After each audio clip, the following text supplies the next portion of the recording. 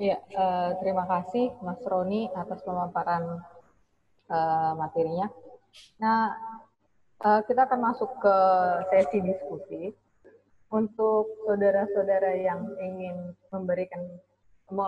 berdiskusi, memberikan pertanyaan atau menanyakan sesuatu, mungkin bisa diklik di sini ada raise hand atau langsung unmute, dan kita beri waktu 3 menit untuk memaparkan pertanyaannya, tidak lama-lama karena ini hari Jumat, kita akan ada yang ingin beribadah. Jadi kita beri waktu 3 menit. Kami persilahkan kepada Bang Amin ya, Bang Amin Jahaan dan JKUTK. Kami persilakan Bang. Ya, terima kasih Mbak Tini. Selamat siang kawan-kawan. Tadi saya terkait dengan yang disampaikan oleh Bang Manamus ya, terkait Undang-Undang Pokok Agraria. Awalnya kan itu dibentuk sebagai lex generalis gitu ya. Dia hanya memuat tentang falsafah, prinsip, tujuan gitu tentang agraria, tapi tidak atau belum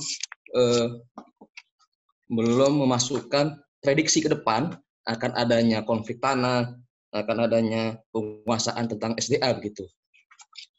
Kemudian dalam perjalanannya, ketika ada Orde Baru, muncul banyak undang-undang yang sifatnya sektoral gitu. Jadi ada dua kekuatan, satu sisi undang-undang UPA, satu sisi undang-undang sektoral gitu. Dan itu yang lebih diadopsi oleh kebijakan Orde Baru, sehingga falsafah atau prinsip di UPA itu tidak jalan gitu. Nah, kemudian kalau tidak salah itu di tahun 2001 ada namanya TAP MPR RI nomor 9 tentang yang isinya mandat kepada negara untuk membentuk atau menyusun undang-undang yang sejalan dengan mandat undang-undang PA gitu. Tapi itu kan belum jalan sampai saat ini. Justru sekarang lebih banyak undang-undang sektoral yang mengakomodasi investor begitu. Nah, tentang politik hukumnya, apakah MPR ini masih bisa dijadikan celah kaitannya dengan Omnibus Law untuk katakanlah bahwa ya ini sama juga gitu. Ini tidak sejalan dengan TAP MPR itu, dan punya peluang bahwa ke depannya kita bisa memakai TAP MPR ini untuk menolak Omnibus Law begitu. Nah, itu saya ingin coba tahu dari politik hukumnya, mungkin Bang Manambus bisa membantu. Itu aja Mbak Tini, terima kasih. Ya, makasih Bang Amin. Mungkin ada yang lagi? Dari kolom chat ada dari Pendeta Adventus Nadabdab dari HKI yang bertanya, apa korelasi Undang-Undang Minerba dengan Undang-Undang Cipta Karya ini? Nah, mungkin bisa dijawab oleh para narasumber. Dan tadi dari Bang Amin untuk Bang Manambus, apakah TAP MPR ini bisa dijadikan celah untuk menolak Omnibus Law? Kita tampung dulu dua penanya ini. Kami persilakan kepada narasumber untuk menjawab pertanyaan.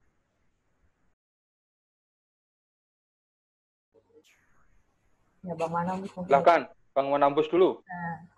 Bang Manambus, silakan. Ya, oke. Terima kasih, Tin.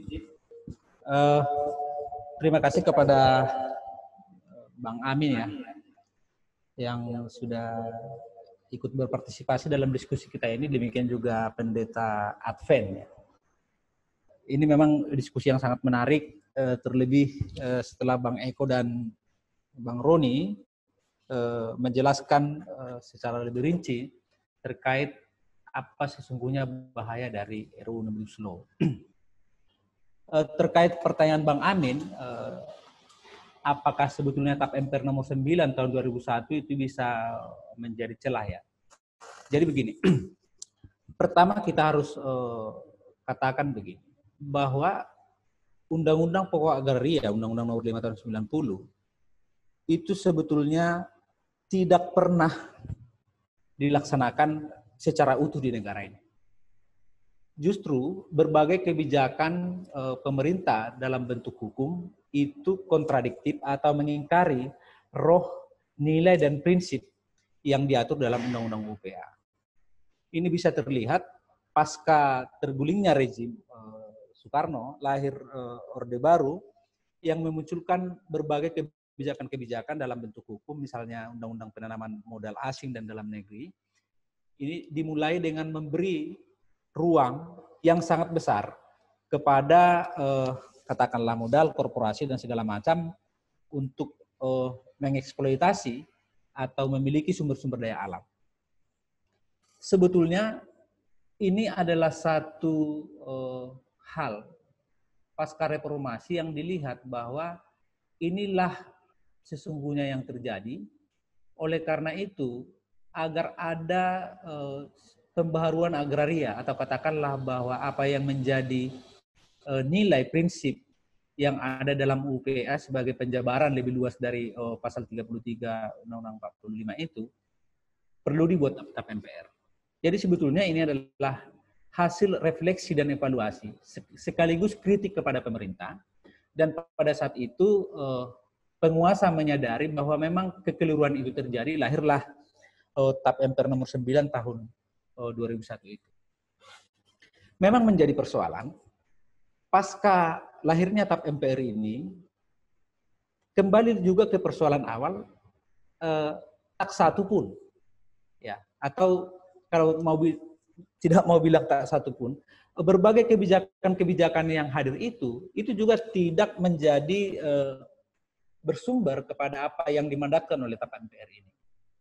Berbagai kebijakan-kebijakan agraria yang dibuat oleh pemerintah itu lebih kepada kebijakan-kebijakan pragmatis yang sesungguhnya, kalau bahasa dari Bang Eko tadi adalah memberikan karpet merah kepada pengusaha, dan sebetulnya ini adalah satu kehendak politik dari oligarki yang tidak berkuasa. Jadi adalah kehendak politik, karena kalau kita lihat bahwa secara politik juga sebetulnya perpolitikan kita kan didominasi oleh kelompok-kelompok ini yang tergabung dalam oligarki ini. Mereka yang punya kekayaan, mereka yang punya media, mereka yang punya hukum dan segala macam. Jadi itu yang terjadi. Apakah TAP MPR nomor 9 tahun 2001 itu bisa tetap kita gunakan menjadi alat? Kalau saya ditanya, iya, ini menjadi bagian, artinya kebijakan pemerintah yang ada saat ini, misalnya dengan RUU Omnibus Law, termasuk Undang-Undang Pertambangan dan berbagai peraturan-peraturan yang dikeluarkan oleh pemerintah terkait sumber daya alam, itu sebetulnya mengingkari dari apa yang dimandatkan oleh TAP MPR ini. Artinya, sesungguhnya kalau pemerintah mau melakukan katakanlah deregulasi atau melahirkan satu kebijakan harmonisasi, jawabannya bukan Omnibus Law.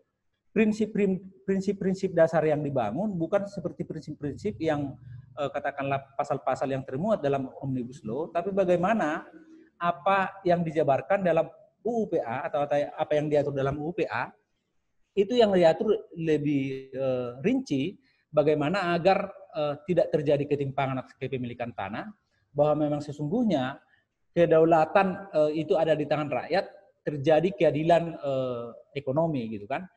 Kan yang kita lihat dengan ini bahwa berbagai kebijakan-kebijakan yang dikeluarkan dalam bentuk produk hukum itu justru kontradiktif, tidak sama dengan itu. Jadi terkait itu bahwa memang itu bagian mandat yang sampai saat ini. Jadi kalau refleksinya sampai tahun 2000-an, Orde Reformasi, bahwa UUPA tidak dilaksanakan sehingga terjadi berbagai ketimpangan.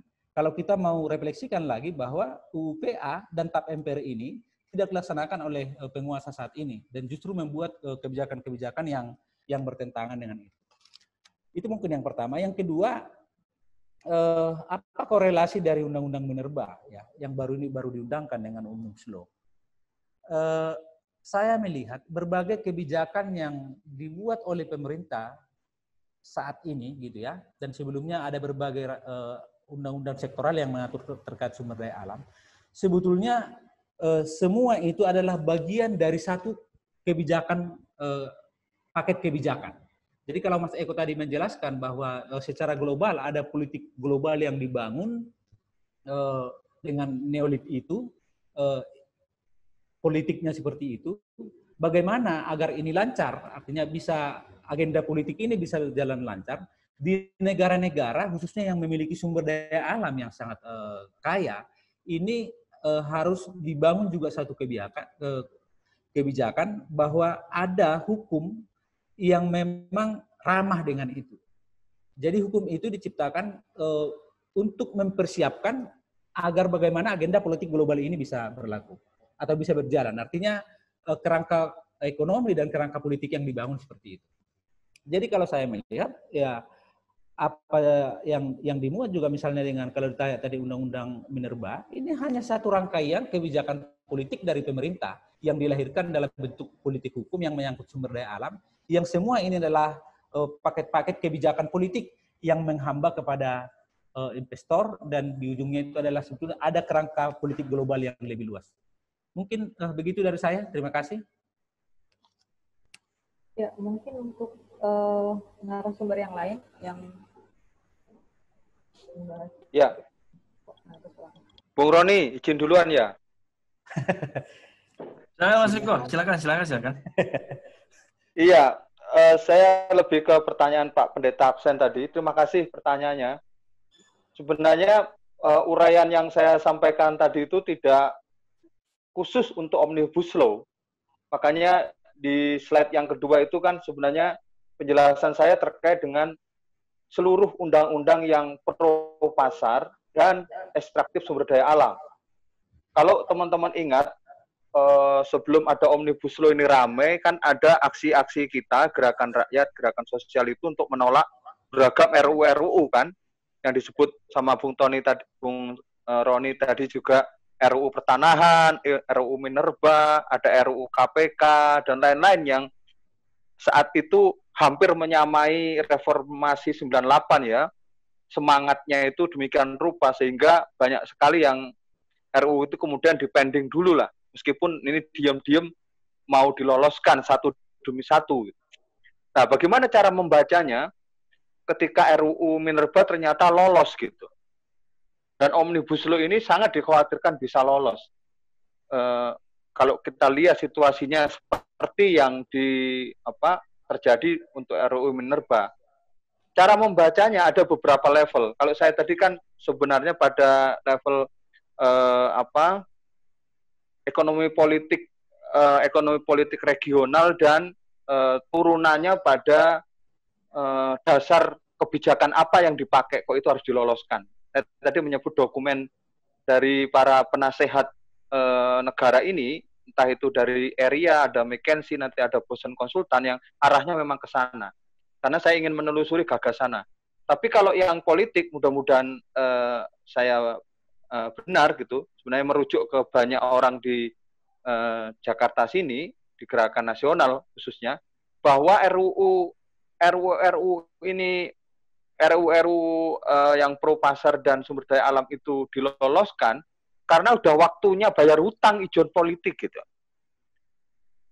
Jadi ini kalau dihubungkan dengan data kami di KPK misalnya, studi-studi di KPK, bahwa 70% lebih kepala daerah itu dan politisi itu ketika pilkada kemarin itu didukung oleh korporasi sumber daya alam, khususnya perkebunan sawit, pertambangan, dan kehutanan.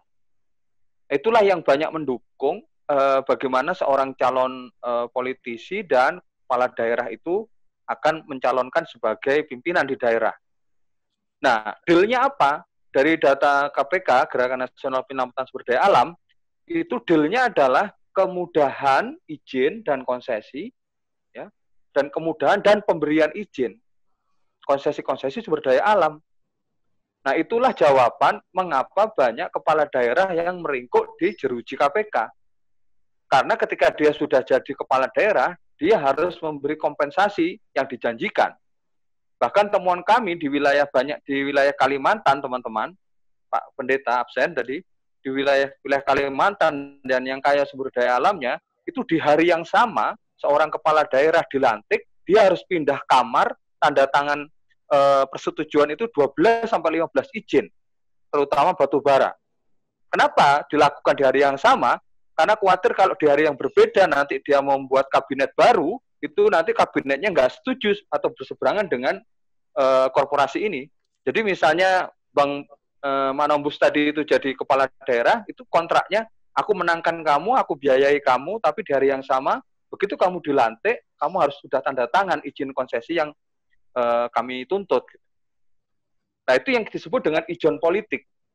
Ijon itu satu sistem, oke. Ijon itu di Jawa ya, teman-teman. Ijon itu gini. Ijon sama tebasan ya, sistem kayak gini. Misalnya, Kak Tini ini punya rambutan, ya. Rambutan itu lagi kecil-kecil itu buahnya banyak.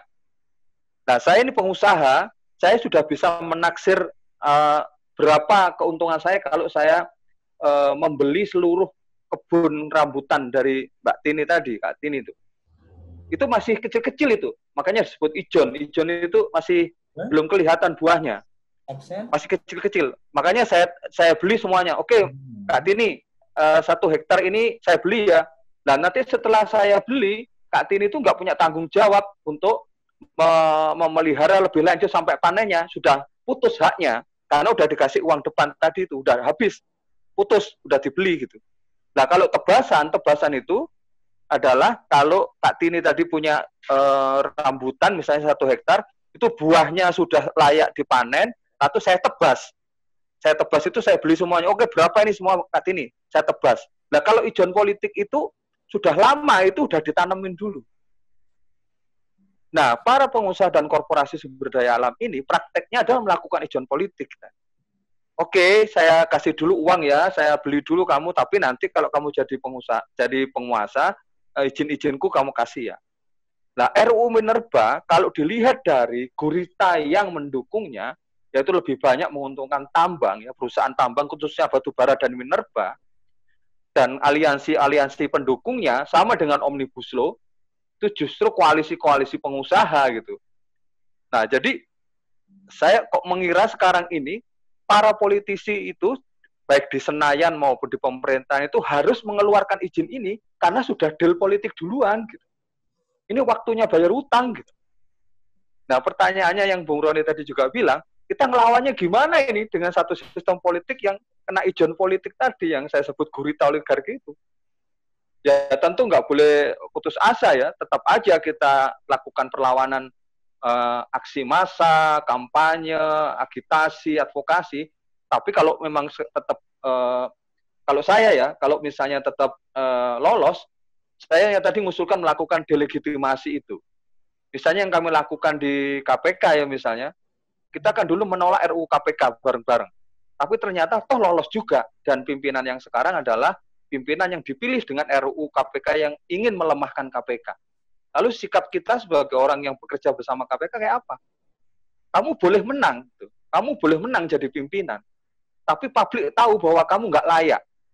Jadi kita melakukan delegitimate tadi itu. Kamu nggak layak, nggak ada kamu, kami nggak nganggap kamu. Kebijakan yang kau keluarkan nggak kami patuhin. Ya.